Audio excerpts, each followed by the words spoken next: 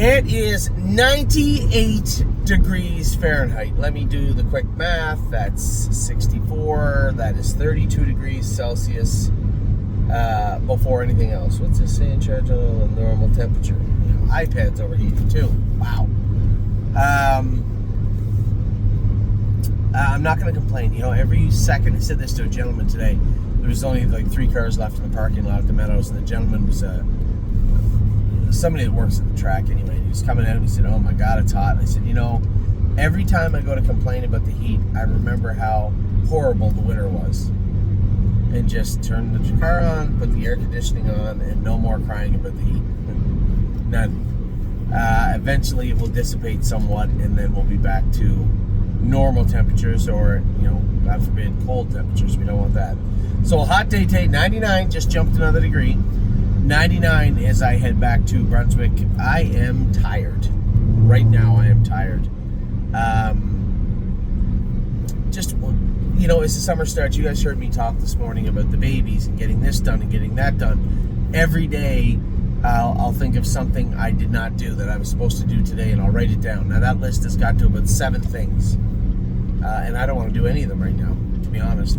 I'm going to be back at the house in about 10 minutes, and I think I'm just going to lay down for a little bit and take it easy. It's a scorcher.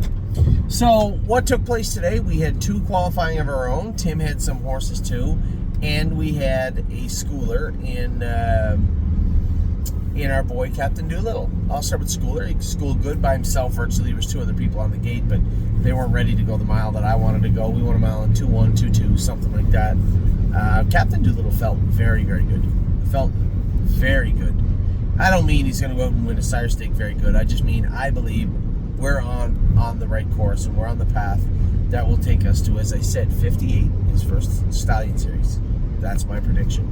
So I'm very happy with the way Captain Doolittle looked, and very pleased with the way the other 2 looked. Millie Girl, not having a great run-up to the races, right, was sick, and then she bled, and then we had to put her on Lasix, and today she qualified on Lasix. I run her through the inside. They went in 58. She paced her last quarter, I think at 28 apiece, 28-1, 28-2, 28 and something, and looked really, really good, finishing up her mile, a mile and 58 and a bit. She needed that badly. Leland Hanover.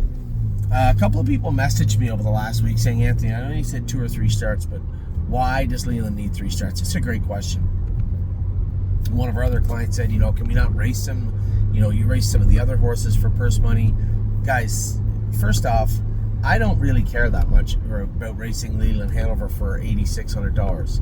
It's much like Megan and I spoke about Perfect Thought yesterday, right? Stick to the plan. You only have so many starts. Don't waste them in just overnight maiden races, especially for horses if you think they're better. Now, that's tough. I outlined this with Captain Incredible. We want to race him in the Adios. That's what we're going to do leading up to the Adios. But you've got to be able to put work into him. He didn't get in this week. That's okay. That's fine. You can race next week. That's all right. But you got to be able to put the work into them. But not too much work, right? Because it takes away from every time you race a horse, there's a start right there, right in the program. 2-year-olds got 10 to 13. So when it comes to Leland, I'm not really in a big hurry to get him in to go to race for $8,600. We have bigger fish to fry, and I don't believe I read into it wrong, and I hope I didn't. But as far as, you know, we have to race him so we can make money. If you are in the stable, I think I've only said this 4.6 trillion times. This is not a great investment. It never is, never will be. It's a lot of fun. Some horses you do really well on, other horses we don't do very well on. And as many of you know, some horses we do very poorly on. That's just racing in a nutshell. It's a lot of fun. It's what we do.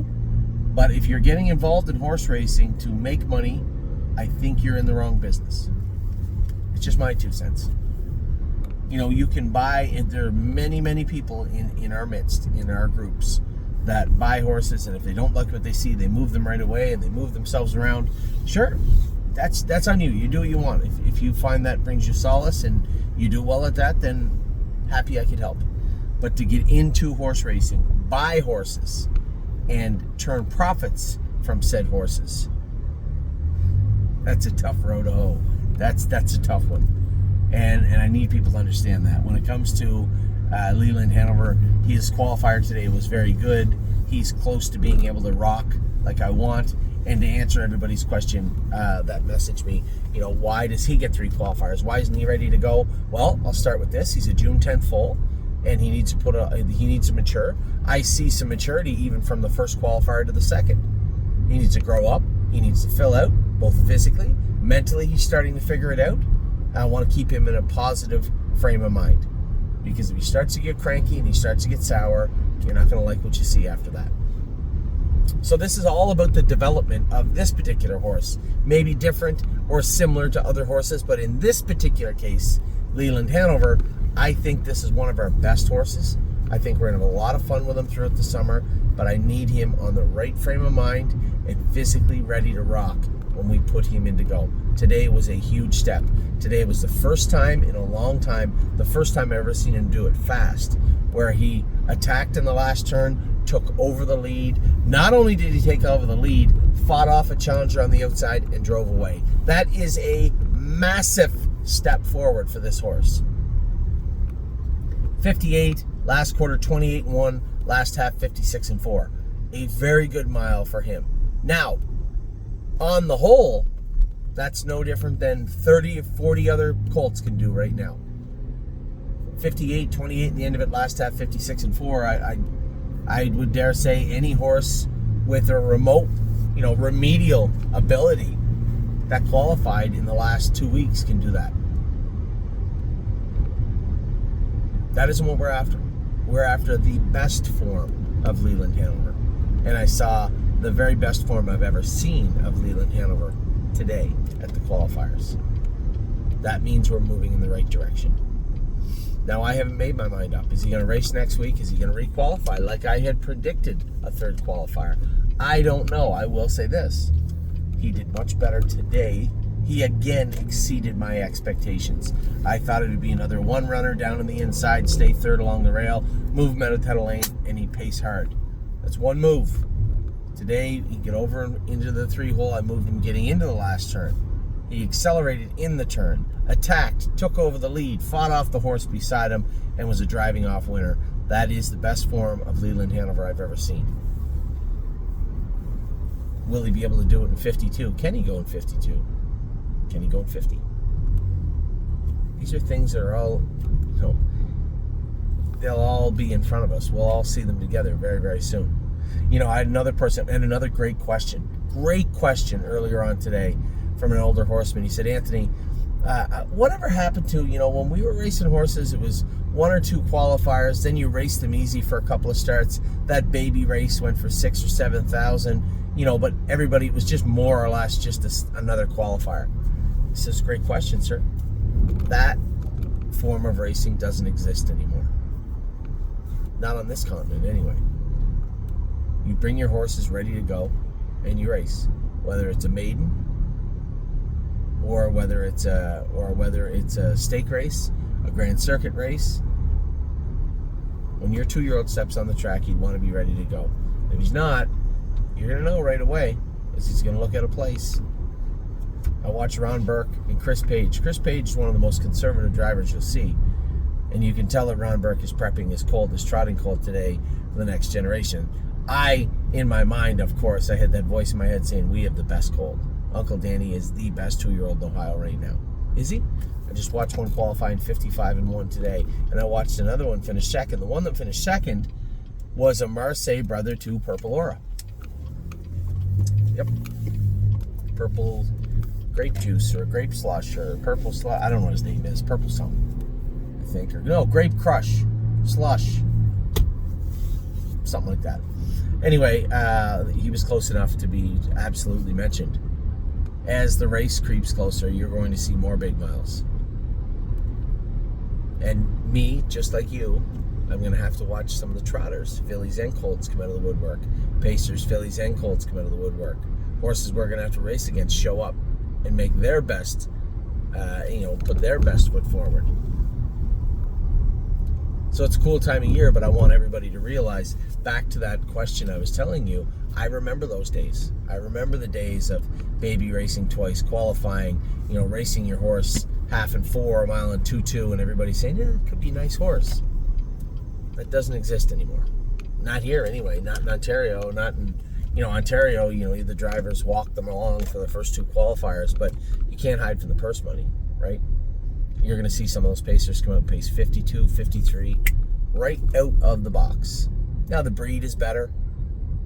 They're trained a little harder, some of them. But that's just the way racing has evolved and what it is now. You don't see that happen very often anymore. And you're not going to see it in Ohio, nor are you going to see it in Pennsylvania. You're not going to see it in Ontario, New Jersey. I'm not familiar with New York that well, but you can be sure you didn't see it yesterday in Kentucky. 53 right out of the box. Colts or Phillies, I'm not sure. 56 last half and 55 Jailbird Jog. First ever pari-mutuel start.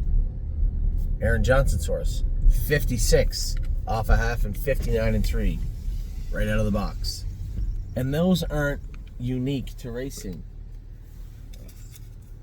What are the odds there's even one piece of mail in here? Just like you. Garbage.